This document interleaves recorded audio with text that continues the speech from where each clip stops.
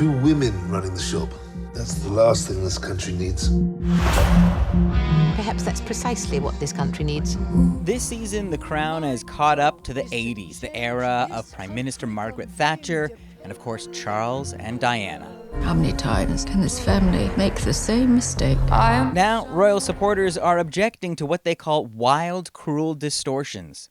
Clearly, insiders briefing on the royals' behalf have taken offence at some of the content, particularly that relating to the Prince of Wales.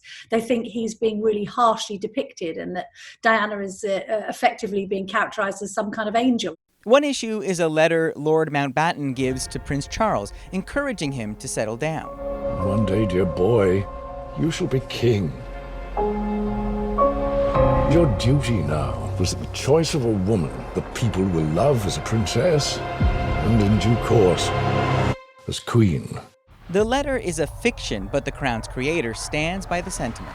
I think everything that's in the letter that Mountbatten writes to Charles is what I really believe, based on everything I've read and people I've spoken to, that represents his view. The 4th season also shows an opinionated queen going toe-to-toe with the Iron Lady. It's a dangerous game to make enemies left, right, and centre. What if one is comfortable with having enemies?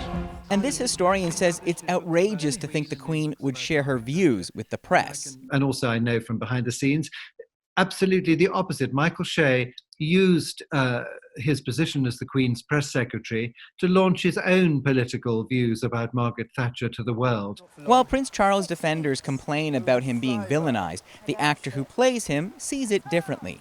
There's a weird kind of disconnect between the character that myself and Peter Morgan have created and real Prince Charles. It's like I now feel so far from that. As is often the case, the real royal family have no official comment. And while they may or may not be watching, much of the rest of the country is. Eli Glaster, CBC News, Toronto.